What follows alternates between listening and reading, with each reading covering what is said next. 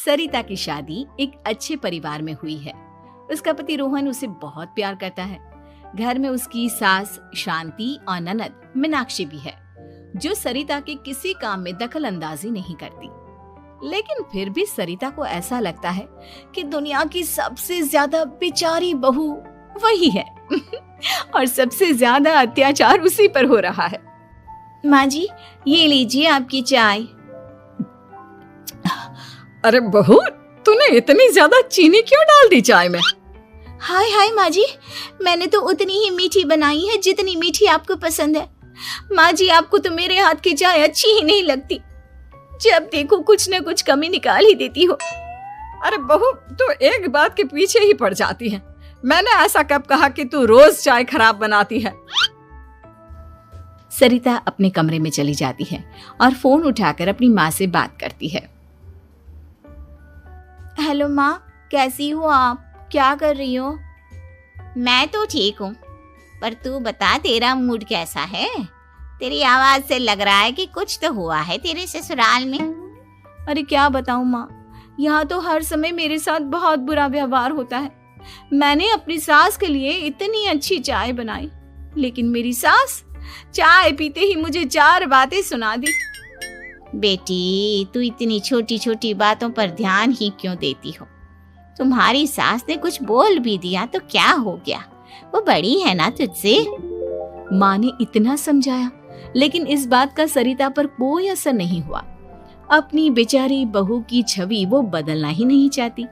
अगली सुबह सब नाश्ते की टेबल पर बैठकर नाश्ता कर रहे थे, तभी सरिता ने अपने पति से कहा, सुनिए जी, मुझे ना आज बाजार से कुछ सामान लेकर आना है। आज आप ऑफिस से आने के बाद मुझे लेकर चलना ना। भाभी, मुझे भी कुछ किताबें खरीदनी है। आप दोनों जा ही रहे हो तो मेरी किताबें भी ले आना। लो, अभी तो बात ही की है बाजार जाने की, तो एक फरमाइश आ गई। माँ जी, आप भी बता दो कुछ, और हाँ, मोहल्ले वालों से भी बोल दो अगर वो कुछ मंगवाना चाहते हो तो। बेचारी मीनाक्षी अपना सा मुंह लेकर रह गई। ये सब देखकर रोहन से चुप नहीं रह गया और वो गुस्से में बोला, सरिता, क्या हो गया है तुम्हें? मीनाक्षी ने तो सिर्फ किताबों के लिए बोला है। तुम्हें मीनाक्षी से इस तरह से बात नहीं करनी चाहिए। माफी मांगो उससे अभी। क्या? मैं माफी मांगू? दिन भर आपके घर के काम करूं मैं, आपकी और आपके घर वालों की बातें सुनूं मैं, और अब माफी भी मैं मांगू? ऐसा कभी नहीं हो सकता। ये बोलकर सरिता वहां से चली जाती है। एक दिन उनकी पड़ोसन घर आती है। अरे सरिता, क्या कर रही है? और क्या करूंगी भाभी जी, बस घर का काम ही कर रही हूँ। आप बताओ कैसे आना हुआ? अरे मैं तो तुम्हारा हालचाल पूछने आई थी, लेकिन तुम तो बिजी लग रही हो। कोई बात नहीं, मैं बाद में आ जाऊंगी। और क्या करूं भाभी जी, जब से शादी होकर आई हूँ ना, बस काम ही कर रही हूँ। और इस घर में ना कोई मेरी कदर नहीं करता। पति है जो बस घर से ऑफिस, ऑफिस से घर। ननद को तो कॉलेज से फुर्सत नहीं। बची सास तो उनका सारा समय मेरी गलतियां निकालने में लग जाता है।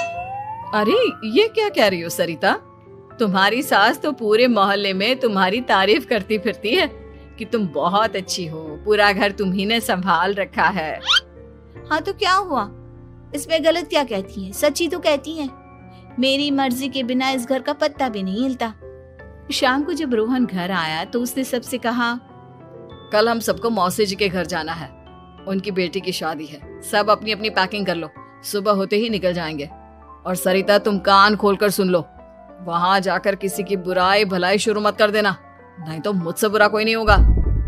हाय हाय जी, आप तो ऐसे कह रहे हो जैसे मैं सुबह शाम सबकी बुराई करती फिरती हूँ। आज तक कोई कह नहीं सकता कि मैंने किसी की पीठ पीछे किसी के बारे में कोई बुरी बात बोली हो तो। अरे बस बहू, बात को और ज्यादा आगे मत बढ़ा। हमें सब पता है तू हमारे साथ क्या व्यवहार करती है।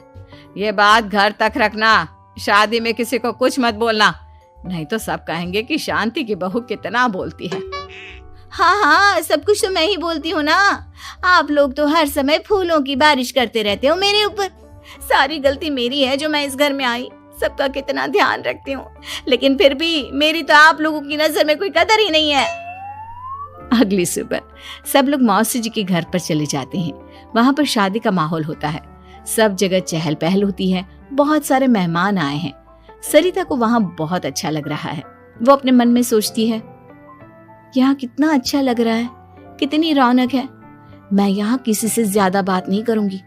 अगर मेरे मुंह से कुछ ऐसा वैसा निकल गया तो रोहन जी तो मुझसे गुस्सा हो जाएंगी। सरिता ये सब सोच ही रही थी कि वहां रोहन की कजिन साक्षी आ गई और सरिता से बोली, आप सरिता भाभी हो ना? जितना आपके बारे में सुना था, आप तो उससे भी ज्यादा सुंदर हो। हाँ वो तो है, मेरी सुंदरता की तारीफ सब करते हैं। मेरे मायके में तो सब यही बोलते हैं कि रोहन जी की किस्मत बहुत अच्छी है जिन्हें मैं मिली। लेकिन आप कौन है? मैंने आपको पहचाना नहीं। मैं रोहन भैया की कजिन हूँ। आपकी शादी पर नहीं आ पाई थी ना, इसलिए आप मुझसे मिली नहीं कभी। शांति मौसी और मीनाक्षी आपकी बहुत तारीफ करते हैं।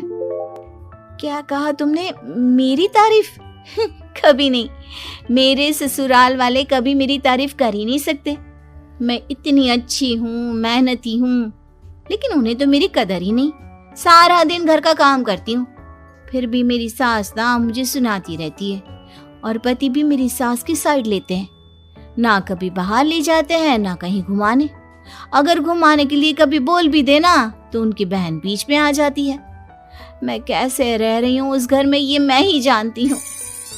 सरिता की ये बातें सुनकर साक्षी को बड़ी हैरानी हुई।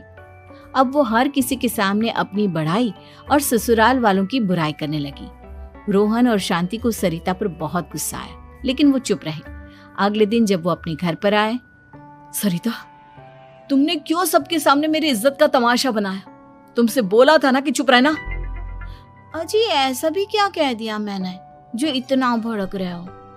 तुम जहां जाती हो अपना रोना शुरू कर देती हो, कभी किसी दूसरे की बात ही नहीं सुनती, बस अपनी कहती रहती हो। तुमने सबके सामने हमारा तमाशा बनाकर रख दिया है। हे भगवान, मुझे अपने पास बुला ले। जिस घर में मेरी कदर ही नहीं, उस घर में मेरा क्या काम? अरे क्या करूंगी मैं यहाँ रहकर? जो भी आता है मुझे सुनाकर चला जाता है। मैं तो किसी से कुछ नहीं कहती। सीधी सादी बहू मिल गई है ना सबको, तो जो जी में आए वो करो। सरिता ने अपने आगे किसी को कुछ बोलने ही नहीं दिया, और उस दिन भी उसने सबके सामने खुद को बेचारी बना ही दिया। अगले दिन मीनाक्षी कॉलेज के लिए लेट हो रही थी, इसलिए वो हर काम जल्दी जल्दी कर रही थी। अपना नाश्ता लेने किचन में गई और पतीले में रखे गरम दूध को गिलास में डालने लगी। दूध का पतीला उसके हाथ से छूट गया और गरम गरम दूध उसके हाथ पर गिर गया। ओए माँ, हाय मेरा हाथ, माँ मेरा हाथ जल गया। मीनाक्षी की आवाज सुनकर सरिता दौड़ती हुई आई। ये क्या किया तुमने? तुम्हें नाश्ता चाहिए था तो मुझसे बोल देती, मैं क्या मना करती थी? अब पता नहीं कितने दिन की मुसीबत पाल ली तुमने। सरिता मीनाक्षी को उसके कमरे में ले गई और उसका बहुत ख्याल रखा। उसका इस तरह से ख्याल रखना शांति और रोहन को थोड़ा अजीब लगा। माँ, सरिता के दिमाग का भी कुछ पता नहीं। कल शादी में सबको इतना कुछ बोल कर आई है हमारे बारे में, और अब मीनाक्षी की कितनी अच्छी देखभाल कर रही है। ये ऐसा क्यों करती है? बेटा, तेरी बीवी की ना आदत हो गई है सबके सामने खुद को बेचारी दिखाने की, और आदत इतनी जल्दी नहीं बदलती। जब ये बोलना शुरू करती है तो रुकने का नाम ही नहीं लेती, इसलिए इसे पता ही नहीं चलता कि ये किसके सामने क्या बोली जा रही है। लेकिन दिल की बहुत अच्छी है। हमें भी अपना दिल बड़ा करके ये जैसी है इसे स्वीकार करना चाहिए।